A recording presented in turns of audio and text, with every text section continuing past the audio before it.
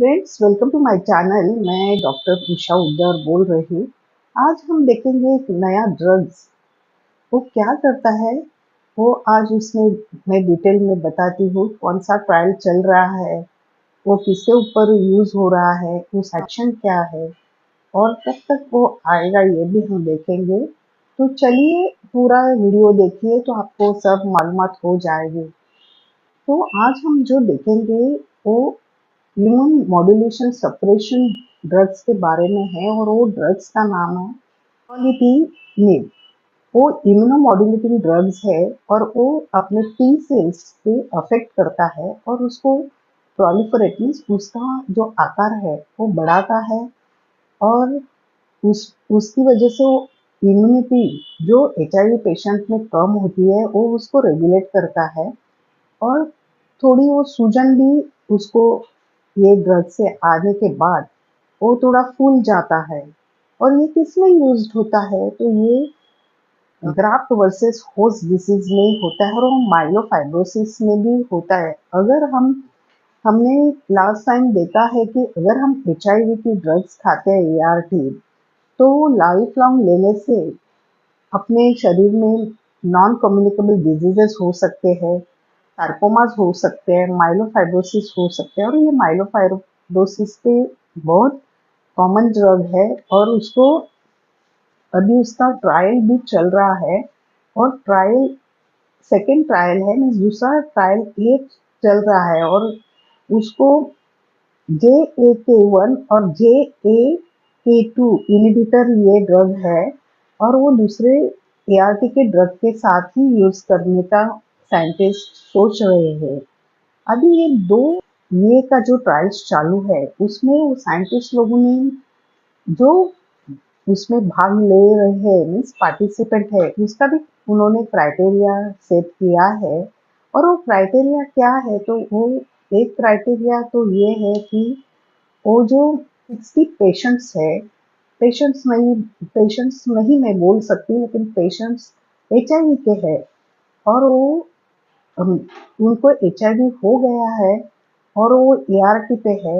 उनका viral load suppress है और उनका जो CD4 काउंट है ना वो भी अबाव 350 होना चाहिए मीन्स 350 के ऊपर होना चाहिए। तो ही ये जो क्राइटेरिया है वो साइंटिस्ट लोगों ने किया है और ये क्राइटेरिया हो जाने के बाद उन्होंने ये जो ड्रग्स है वो दूसरे ड्रग्स के कॉम्बिनेशंस में दिया है अपने ART का और 5 वीक के बाद उनको वो जो वायरल रिजर्वायर है उसमें भी उनको कमता मीन्स वो कम होते हुए उन्होंने देखा है और DNA प्रो वायरस जो है वो भी उनका कम हुआ है। तो ये जो दो थिंग्स है वो उन्होंने साइंटिस्ट ने मार्क किए हैं और उसके बाद जब वो उन्होंने 5 वीक से 12 वीक्स में उनको मॉनिटर किया जो पेशेंट को मीन्स जो पार्टिसिपेंट थे उनको वो पार्टिसिपेंट्स में उनको मॉनिटर मैंने पहले बोल दिया कि मॉनिटर क्या करते हैं।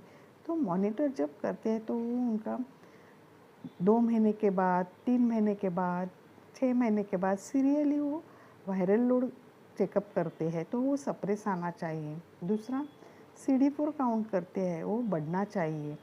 तीसरा वो एफिकेसी मीन्स वो ड्रग जो है वो अच्छी तरह से यूज़ होता है क्या, उनके इफ़ेक्ट होता है क्या, पेशेंट के ऊपर वो ड्रग्स का कुछ साइड इफ़ेक्ट होता है क्या, वो देखते हैं।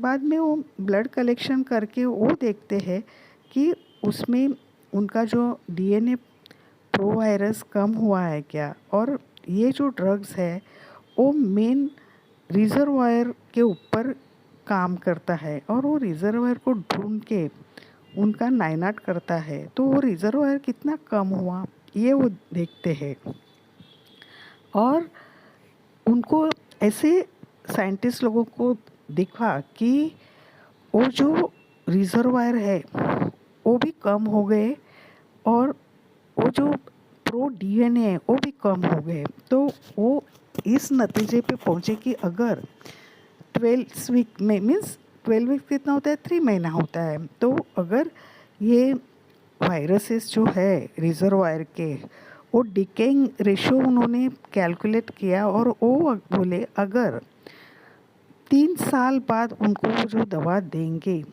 तो वो पेशेंट सही तरह से ये कर सकता है, दे सकता है कि उनका जो वायरल लोड और ये है वो अच्छी तरह से हो जाएगा।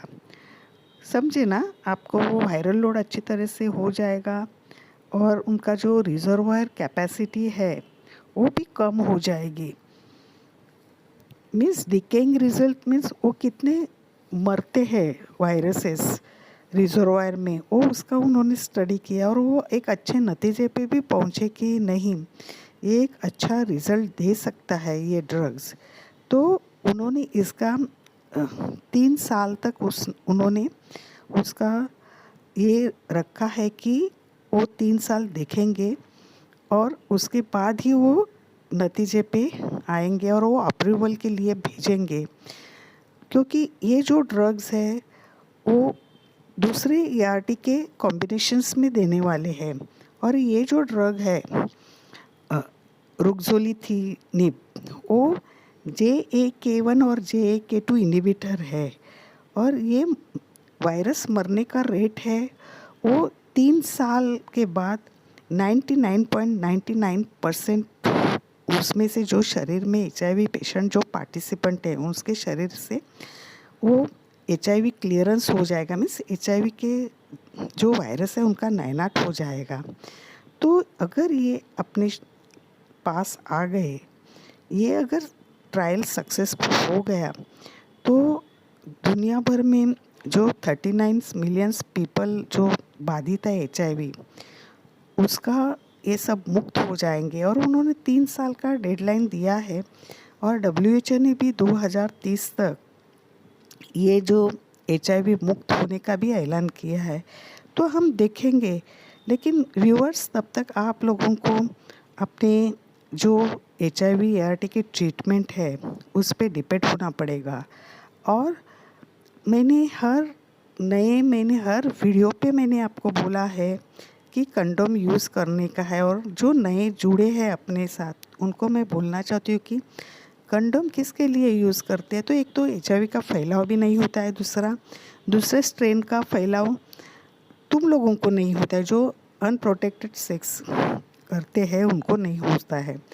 और तीसरा STI नहीं, मीन्स सेक्सुअली ट्रांसमिटेड इन्फेक्शन नहीं होते हैं। तो ये सब ध्यान में रखते हुए आप वो अपनी जो सद्य स्थिति की ERT है उस पर एडिरेंस रहिए ताकि आपका वायरल लोड अच्छा होगा और आपको भी अनेक फ़ायदे होंगे।